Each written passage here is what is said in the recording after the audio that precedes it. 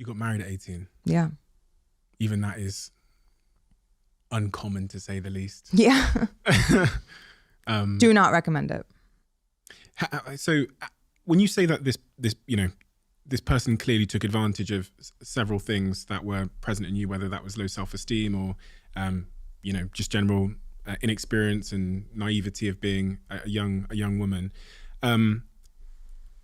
which direction in life did they push you towards? Did they push you towards becoming a really good partner to them, or did they push you in a professional direction, or did they pull you towards themselves? Yeah, it was, there was no encouragement. There was no pushing towards anything. It was an extremely unhealthy relationship. And I even feel weird calling it a relationship because the dynamic was not one of a relationship. It was more one of someone who saw a toy to play with. They were the industry they were in is probably not the one that you're thinking of. They were in the army. So it wasn't even, it had nothing to do with the porn industry, but it also had everything to do with it. They were the ones who kind of put that whole world in front of me and encouraged it. And they encouraged it? Oh, very much so. Your husband? Yeah. I struggle to understand this. How so your husband, when you're 18 years old, is encouraging you towards the adult entertainment industry? It started off as just online. But then eventually, yeah, when I was asked to I was given a business card and told to think about it. I went home, I laughed it off, and the consensus was, you should do it. I think it would be great. That's what I mean. Okay, so you're I read this story. You were out at lunch somewhere. A guy walks up to you when you're how old? 20. And gives you a business card and says, if you ever want to consider getting into the adult entertainment industry, here's my number. You take that home.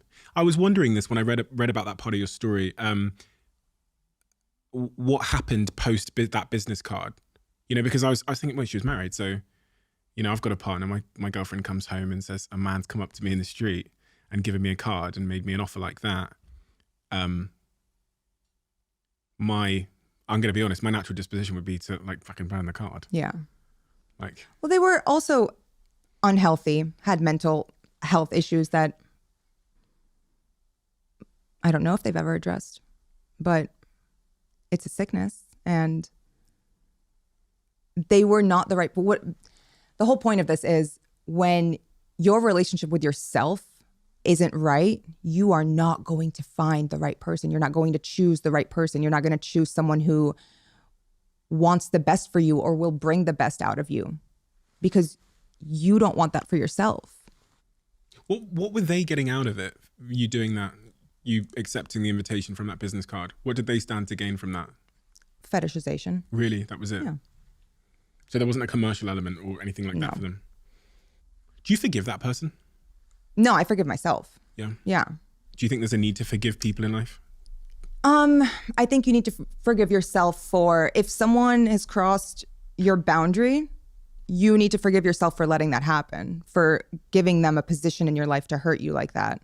Me telling you that wasn't to explain or shift blame. It was to give context as to where I was mentally. How do you, from that point onwards, from 20 years onwards then, for the next couple of years, when you look back at the Mia... Sarah. Sarah? Yeah. Would you prefer to be called Sarah? Yeah.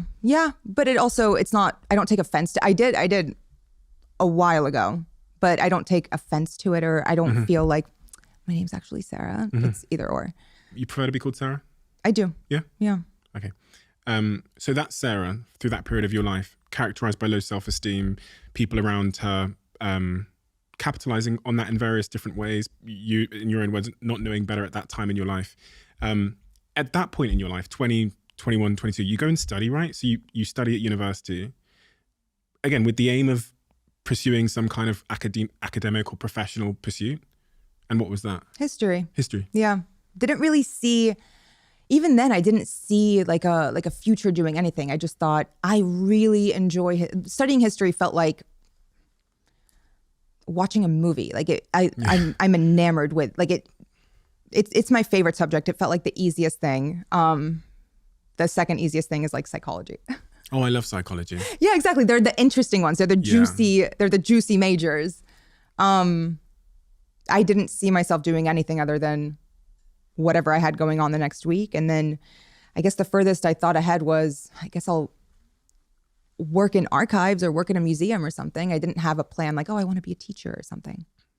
I've heard you talk about weight loss and weight-related issues attached to the self-esteem conversation. What role did your weight play in all of this and the self-esteem and the confidence and body image issues and all of that? I think a pretty large one. My weight now still fluctuates. And the more that I've worked on myself in therapy, the less that bothers me and affects my relationship with myself. So even in the months where I feel like I do not look like myself, I don't feel like myself, I've let myself go a little bit, it doesn't affect me the way it used to 10 years ago. I don't fall, I don't let it get to me as much anymore. But it did for a very long time because it was, I weighed like 60 pounds more than this, which is a lot. That's a huge amount of weight to lose. Yeah. I read that the ways that you lost that weight were slightly troubling. Yeah. I mean, I wasn't eating well. I wasn't exercising well. I had unhealthy habits. I was young. Therapy. You went to therapy. That's helped you get to where you are today. Yeah. What role has therapy played in your life and when did you first start going to therapy? Oh, the biggest role. 2016. Yeah. The biggest role. I'm still in therapy. I don't see myself ever stopping really. I cycle out therapists. It's like, yeah, I love it. I love feeling like, okay, I'm ready for a fresh start. I'm ready for someone new. I'm ready for a new perspective. It's a way to keep me grounded.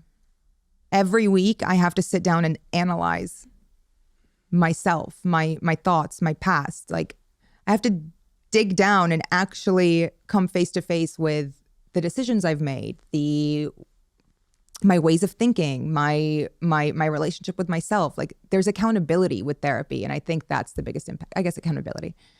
Yeah. When you've dug down and sought to understand yourself, what are some of the key takeaways you've taken from therapy? So when I think about that question, if I was to be on the receiving end of it, one of the first things that comes to mind is actually my ongoing evolution of understanding why I was so avoidant in relationships, like always running away from any woman. Even if I pursued her and then she turned and said, okay, let's be boyfriend and girlfriend, I would just bounce. And I had this sort of like toxic model of like what love was from my parents, but then also all the shame and insecurities. Like, I think I'm ambitious. No, I'm being dragged by this need to be enough, right? So those are kind of the two top line ideas that I took away from my experience with sort of introspection. Are there any like big picture ideas that you've taken away from therapy that were epiphany moments, connected dots?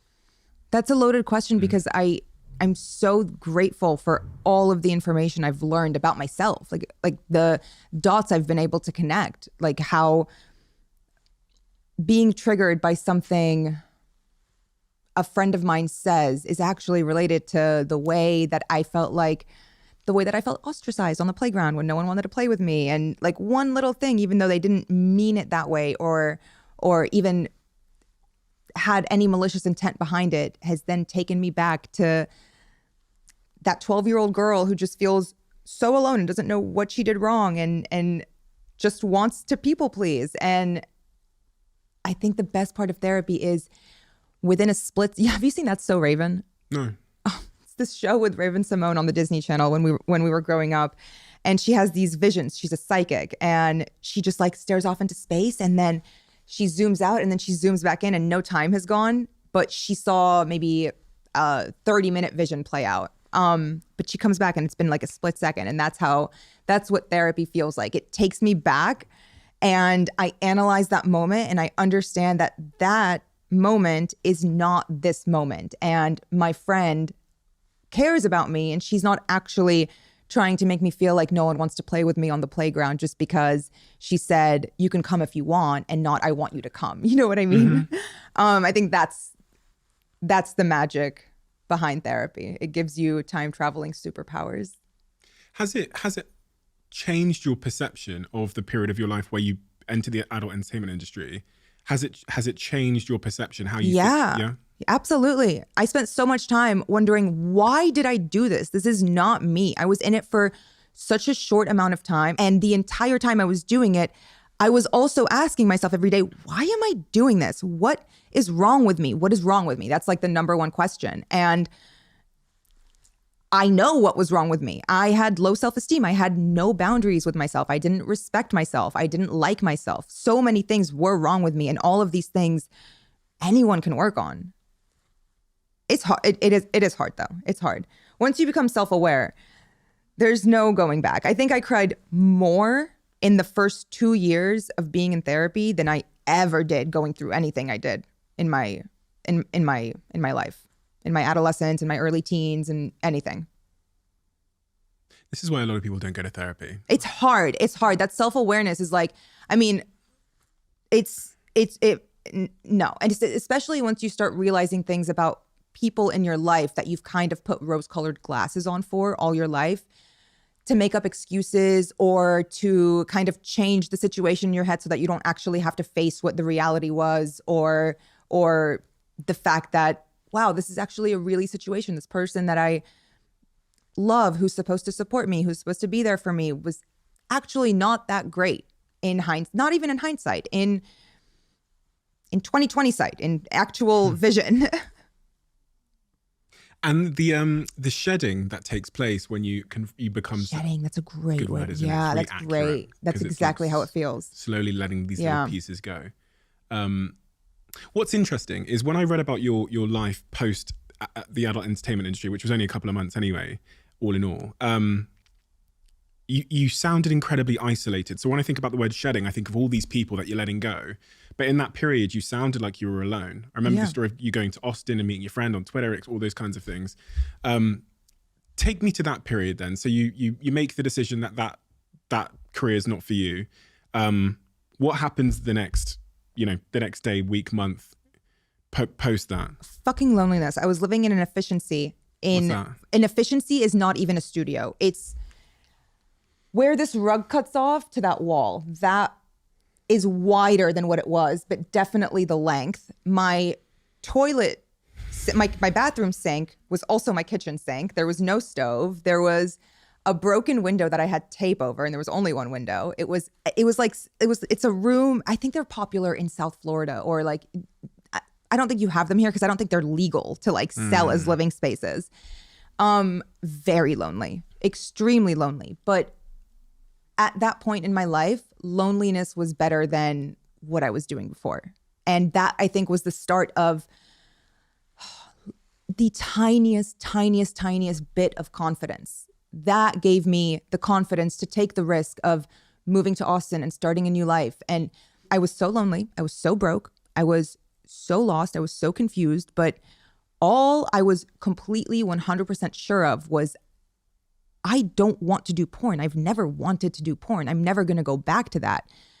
And standing firm on my ground in my morals, in my boundaries, in just everything, that was like the tiniest glimmer of confidence starting to grow. Standing firm in my boundaries, even if I didn't know that was a boundary. I couldn't pinpoint it. I couldn't call it that. I didn't know what it was. I didn't have the verbiage or the knowledge or the self-awareness to call it what it was. But that was how it started. I would not, if I